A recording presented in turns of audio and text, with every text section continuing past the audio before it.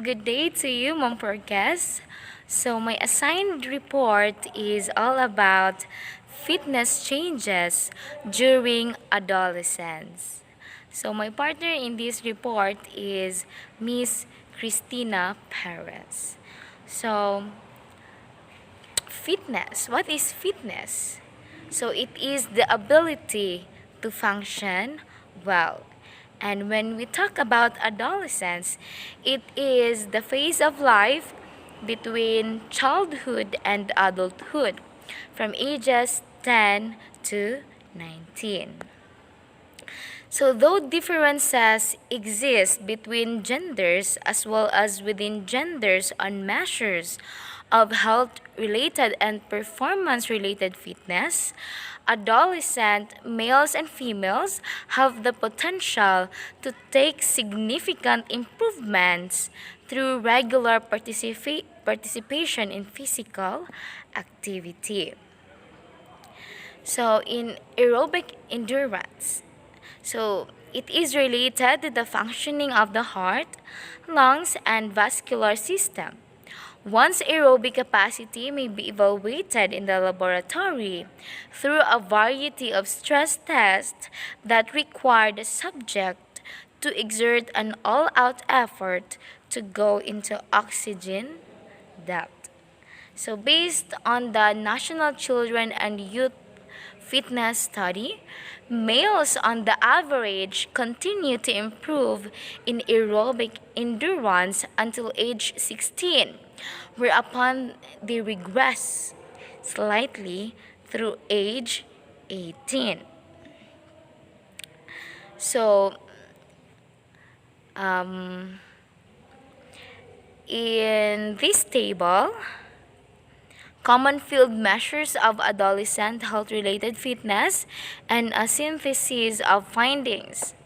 So, in health-related fitness component, we have here aerobic endurance. So, its common field measures is 1 mile, walk, or run. Its synthesis are males and females both improve at a near parallel rate. Males are faster than females at all ages. Males continue to improve until late adolescence. Females regress and plateau from mid-adolescence onward. Lastly, males show rapid yearly increments until late adolescence. So, in muscular strength endurance, its common field measures are modified set-ups, abdominal crunch, and pull-ups. So, its synthesis are females improve at a less rapid rate than males. Females tend to plateau in performance during mid-adolescence. Males outperform females at all ages. Females average less than one pull-up throughout adolescence. Males demonstrate slow gains prior to puberty, followed by rapid gains throughout adolescence. Lastly, males significantly outperform females at all ages. So, when it comes to joint flexibility, its common field measures is sit and reach. Its syntheses are females outperform males at all ages. Females make yearly incremental improvements until late adolescence. Males regress during early adolescence, followed by rapid improvement. In body composition, so its common field measures are percent body fat using skin fold calipers or calculated from triceps and calf skin fold measurements. Then we have body mass index calculated from height and weight. So, females have a higher percent body fat than males at all ages. Female body fat percentages increase rapidly during early and mid-adolescence, followed by a plateau in late adolescence. Males increase in percent body fat during late childhood and the pre-adolescent period. Males decrease in percent body fat during early adolescence and maintain low fat levels throughout adolescence. So these are the common field measures of adolescent health-related fitness and a synthesis of findings, both male and female. So let's proceed here in muscular strength and endurance. So modified sit-ups and chin-ups are frequently used as field measures of abdominal isotonic strength or endurance. So females are comparable to males in abdominal strength and endurance prior to puberty, but males make significantly more rapid gains throughout adolescence. So males tend to make rapid gains in muscular strength and endurance throughout adolescence, whereas females, we girls, tend to peak at the onset of puberty and regress slightly by the end of this period. So it's so sad. How about inflexibility? So the sit and reach test has become the standard field measurement of joint flexibility. So as a population, females display greater joint flexibility throughout adolescence than their male counterparts, but both tend to regress over time due to reduced activity patterns than age. So in this category or in this physical fitness, health-related fitness, so lamang ang babae ani. Lastly, we have the body composition. So body composition or percent body fat is a major marker of health-related fitness. To accurately assess one's body composition, the percentage of body fatness needs to be separated from the other components of one's total body weight. So we have hydrostatic weighing is an accurate, although inconvenient, method of determining percent body fat. It involves submerging an individual underwater and calculating his or her underwater weight, from which an accurate estimate of percent body fat can be calculated. Electrical impedance techniques hold great promise. They are less inconvenient than hydrostatic weighing, but they involve costly equipment not frequently available in field settings. So lastly, in body composition, despite their limitations, skin fold calipers and calculating one's body mass index or BMI have become the preferred methods of estimating percent body fat in the field. So, throughout the ages, fitness is changing, especially in adolescent stage. And both and it is both in female and male. So, the continuation of my report will be given to Miss Christina Perez. So thank you, Mom, for listening, and may the Lord will bless you. See you next time. God bless. We will be missing you. So hi everyone, good morning. So this time we're going to discuss about the body, in continuation to our report, the body mass index percentiles for boys 2 years old to 20 years old in comparison to the females of the same age. So that was the graph as the age from the age of 2, it will take only lower.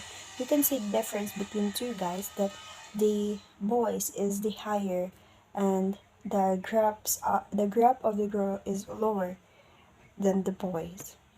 So next is male body fat percentage increase during pre-adolescence period, decline sharply in puberty and level of throughout adolescence. So the fat percentage of the male will be increased during its pre-adolescence period. So when we say pre-adolescence, it is nearly reach the adolescent level from the age of 10 to 19 above. So uh, its fat will increase during the time and will decline sharply at puberty. So when we say puberty, it is the time that they were capable of reproduction. So the United States Youth Race Survey revealed that almost 60% of high school females were attempting to lose weight, while only slightly more than 44% of their male peers were also attempting weight loss. So in the United Youth Race, based on their survey, that the percentage when it comes to losing their weight is the female is the higher, and the male only got 24%. So, the same survey also revealed steady drop in vigorous physical activity by high school students, both female and male, from grades 9 to 12. So later we will going to show you the paragraph about this one. So regular vigorous activity can alter body compensation. So vigorous activity is a great help for us, especially for our body. So next is, as body levels decrease, body fat percentage increase. So it has alteration. So if we do not do activity and decline from that, so surely the body fat its percentage will be increased. So according to Paris Cuba in 1962 demonstrated a significant relationship between physical activity levels and lean body mass percentage. So I don't know, she or he study its relationship. It's significant in our lifestyle, the physical activity. So the amount of physical activity that distinguishes sedentary teenage females from those who are active on a nearly daily basis is related to a significant increase in bone mineral density, favoring to active teenagers. So this is only for the active teenagers. If they do activities, so surely they will uh, receive its benefits. So next is the difference of males and females on measures of health-related and performance-related are just the differences explainable by the variety of anatomical, physiological, and sociocultural factors. So we all know that the two gender have its differences, especially when it comes to anatomical. So next is performance-related fitness. The motor fitness components of speed, power, agility, balance, and coordination are generally considered to be the performance or skill-related components of fitness. So, uh, the speed, power, agility, balance, and coordination are considered to be the performance of skill-related components of fitness, because without this, how can you perform efficiently the performance? It is a must to have speed, power, agility, and balance. So we already discussed it from our second year, so we'll know about its meaning. So next is quantitative changes in a variety of gross motor skills have been studied in several investigators over the past several decades. As a result, we have a wealth of information of the performance capabilities on males and females from childhood to adulthood. So they conducted a research about the differences between the males and females, each childhood and adulthood when it comes to its performance. So next, so in this table we can see it is the common field measures of adolescents' motor fitness and synthesis of findings. So first, in the left area is the motor fitness components. So it is composed of speed, muscular power upper trunk, balance, static balance, and dynamic balance. So when it comes to uh, speed from 30 to 60-yard dash, it's finding that boys and girls are similar throughout childhood. So each the boys and males has the similar when it comes to speed during their childhood times, and boys outperform girls at all ages. So the boys is higher than the girls. So males make more rapid improvement after puberty than females. So after its puberty, the improvement of the males performance will become more and rapid. Next is males make significant annual gains throughout childhood and adolescence, and females tend to plateau in mid adolescence. So females in our middle adolescence.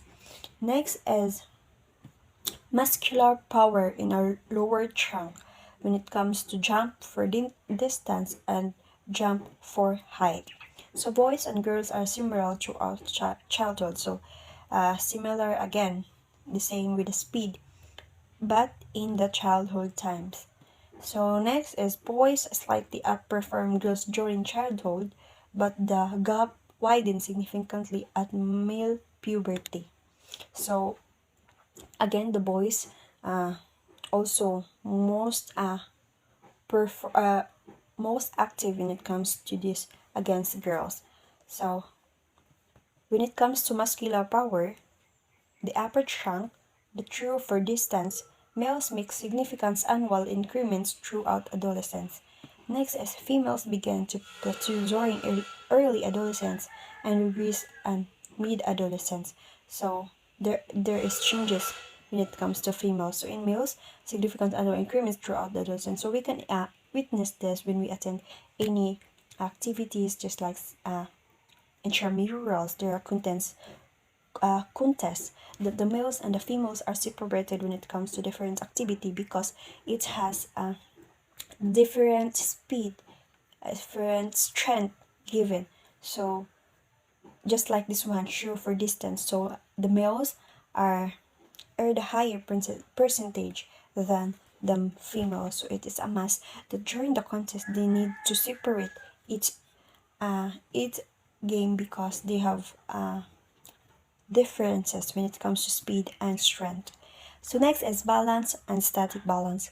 So stabilometer, stick balance, eye foot balance, and beam walk. So when it comes to male and females, make significant qualitative as well as quantitative improvement with age. So it is differ in the age of male and female. So next is male make rapid improvement at all ages but especially after puberty. So if males changes uh, as their age grow, but it will more improve, especially its time after puberty.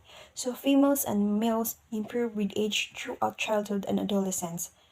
Next, as females tend to outperform males during childhood on both static and dynamic measures. Males and females are similar in both static and dynamic measure throughout adolescence with no clear advantage for either. So it is their differences between males and females and their strength and speed. So next is running speed.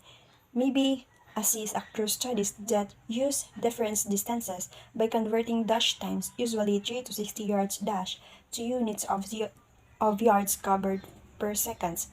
This is systematic improvements in the running speed of children during the middle of the late childhood years. This improvement running speed continues during the teenage years of males. So running speed, it is the speed, that the male or female can offer during their performance. So the running speed of both 90-60 males increase until age 15, after which time it prepares to. So next is the graph again. So run, speed, distance covered, males and females. So we can see its difference that the males is higher than the females when it comes from the age of 5 until it's reached to 17. So the males, 8 yards per second is the highest than higher than females. So next is jumping for distance. Is a performative measure of muscular power has been assessed in a large number of studies. In summarizing performance scores of children and adolescents 5 to 17 years of age. So they will going to measure it's 5 to 17 years of age. It's that jumping for distance. The discrepancy between male and female on the standing long jump that begins to occur after at age 12 and widening gap may be explained in a variety of ways. Male from puberty onward demonstrate dramatic strength gains, whereas their female counterparts, because as low levels of circulating androgens, tend to level off in their strength. So that was the difference. So we can see the graph. It's 100 yards sprint run, males and females. So the males only got, when it comes to its differences. So the female, no, is the higher. So in the lower part is the age, seconds is the upper part. So we can see that the males is faster than the females. So next is standing long jump. So we can see its graph jumping for distance also, male and female comparison. So its age and feet. So when it comes to the jumping long jump, we can see it there that the females at the age of 10 can only jump 4 feet, while the female is 5. So that is their differences. So when it comes to jump for distance only, so again, the males is the higher than the females. So throwing for distance is a frequently used measure for muscular power in the upper extremities. As with running for speed and jumping for distance, skills enter into the equation and it may bias against individual, both male and female, who have not had sufficient throwing experience. Those who run, jump, and throw at the mature age are likely to score well on performance measure that incorporate the skills. So at with running for speed and jumping for distance, skills enter in the equation that may be biased against them. Both male and female have not been sufficient throwing. So if you're not sufficient throwing or you're not dili siya anad mag-throw, surely its performance will be affected. So those who run, jump also, and those run, jumping, and throwing, if that person practices at the mature age, surely it will he or she will be score well on his or her performance. So next, that was the graph. Again, always the male is the higher than the female. So next is balance. According to William 1983, found in her review of age and gender differences, in balance improved from ages 3 to 18. Difficulty, however, exists in directly comparing the abundant information that exists on balance. A wide variety of measures have been used over the years to assist both static balance and dynamic balance, and as a result, comparison between studies are not possible. So balance tends to improve with age through childhood and adolescence. So during that age, childhood and adolescence, our balance will be improved. So next is the health. So it is this part is the summary. So the health related and performance related fitness of the adolescents undergoes dramatic changes from the beginning of the adolescent period to later adolescence. So it has changes, no? Our related health related and performance, it has changes when it comes to adolescence period and later adolescence. So on the average, today's adolescents are in poorer physical condition than their parents were at the same age. So we all know that this generation is a high-tech generation where based on my experience as well as based on my observation that nowadays some of the adolescents are more focusing on their gadgets and watching movies, watching and etc. what they like, rather than going outside doing activities. So it has differences when it comes to their parents before at the same age, because before we don't have enough technology, so they are engage more in physical activity than today's generation. So regular, vigorous physical activity must be recognized as a cost-effective means of promoting normal growth and development during adolescence. So if we want to have a normal growth in adolescence, if we want to have it in our lives, we need to practice ourselves to engage in vigorous physical activities, to do more activities, sports that will make us departed our time from this gadget, and it will give us a good benefits in our lives as well as to our body. So failure to do so well only contribute to decline in the health status. So surely, if we only are just sleepy without engaging with activities, surely it will make our body decline when it comes to our health status. So we need to take care of our body because this is the king, this is the temple of God. So we need to take care of it uh, by engaging in physical activity so that we will be more strength and have the speed to be more efficient to do our activities in our daily life. So that's all for today. Thank you for listening.